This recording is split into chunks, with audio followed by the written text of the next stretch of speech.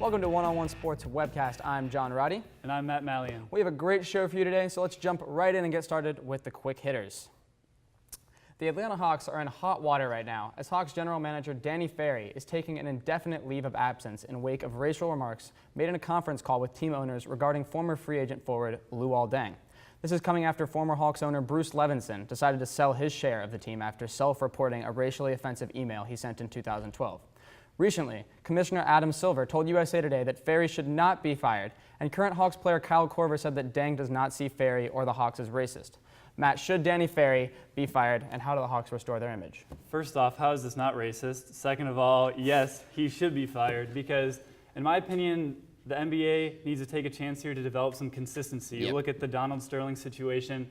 Eventually, he was ousted. I think they need to do the same thing here. I mean, you look at another league like the NFL, and they have been very inconsistent with their suspensions and various policies, drug policies, things like that. Well, not only that, this is the Hawks' second time with racism issues. And not only that, the Atlanta market, heavily influenced by African Americans, all right? There's a large populace of African Americans in Atlanta as opposed to somewhere like Minnesota. So that makes it even worse for the Hawks. But I think Danny Ferry needs to be fired. They need a clean slate. They need to start anew. I'm honestly surprised that Luol Deng has even been so gracious throughout this process. He should have been calling for this firing, but I think it needs to happen. Yeah, of course. The Carolina Panthers beat the Detroit Lions 24-7 on Sunday in Cam Newton's return from a rib injury.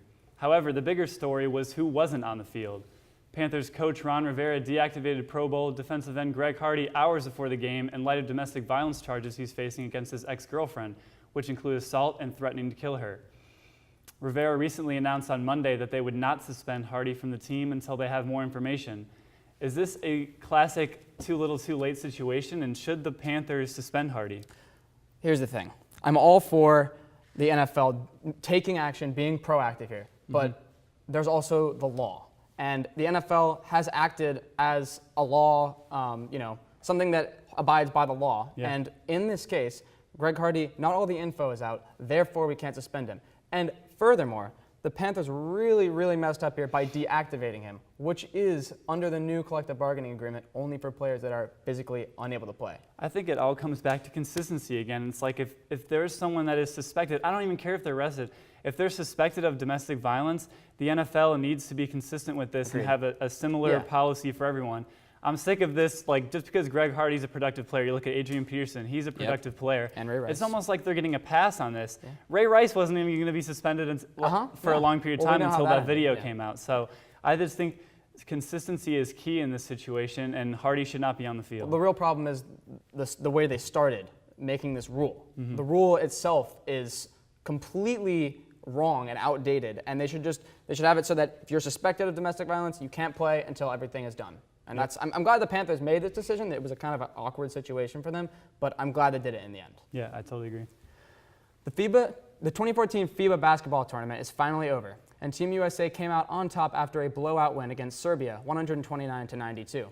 Kyrie Irving was named tournament MVP, and Nuggets power forward Kenneth Faried addressed critics who criticized the team's talent and potential in the tournament. Faried said to reporters, "It kind of was, again, a smack to our face, saying the U.S. was sending the B team to go play in the World Cup."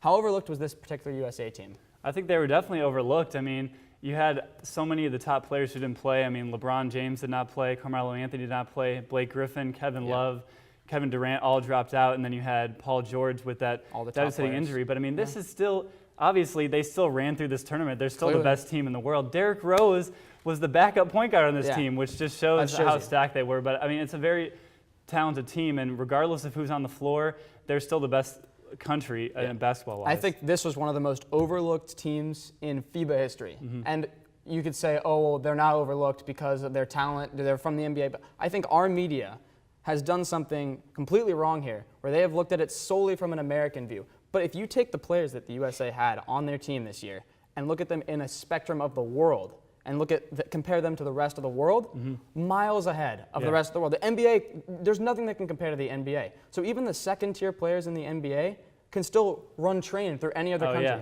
I mean, you had Steph Curry and Klay Thompson just going off against those teams. Yeah, and Steph Curry could start and be the best player on any other country in the world. I mean, I think it would have helped if they ended up having to play Spain in that championship game, which is kind of has some bigger names with the Gasol brothers on that team, but definitely Yeah. an overlooked team and not much attention even though they won the gold medal. This past weekend in college football was a crazy one with many close calls and big-time upsets.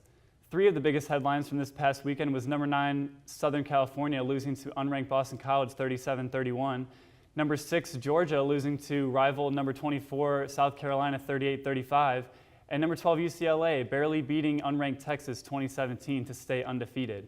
In the current rankings, UCLA remains at 12 while Georgia slips to 13 and USC drops all the way down to number 17. Are Georgia's, USC's, and UCLA's playoff hopes dashed because of this? It's sad for UCLA and USC here because they don't play in the SEC. And we all know the power that the SEC has, and we all know the 13 people on the council who decide who goes to the playoffs are all thinking about the SEC. And right now the SEC, I believe it's the SEC East, has 5 teams in the top 10. That's just in one side of the SEC. Whereas USC and UCLA, their strength of schedule won't compare to any of the SEC teams. So I think if Georgia can just win out from here, from this point on, they're going to be in. Yeah, they're in a great spot because, I mean, they still play Missouri, Tennessee, Florida, Auburn. They have lots of opportunities there in the SEC. As far as UCLA, I mean, they won that game. They're still undefeated. All 3 games that they have won have been close calls, but if you're winning games, that is not going to hurt you at all when it comes to your postseason aspirations. And I also think that with the new playoff situation, you're going to have 4 teams that will be selected to kind of play it out, so it's not as if you have to be one of the 2 best to even win the title this year. I think the problem, though, with the UCLA-USC situation is they're going to end up playing each other, and I think USC is going to win, which means both of them are going to have at least 1 loss. So, and I don't think any of the teams in their conference are going to make the playoffs with 1 loss because there's SEC teams lining up, and we could potentially see 4 SEC teams in the playoffs. We could, yeah. And I mean, that wouldn't really be fun for anyone, but it's whatever. That's all the time we have for the Quick Hitters, but stay tuned as I sit down with our NFL experts to talk some football.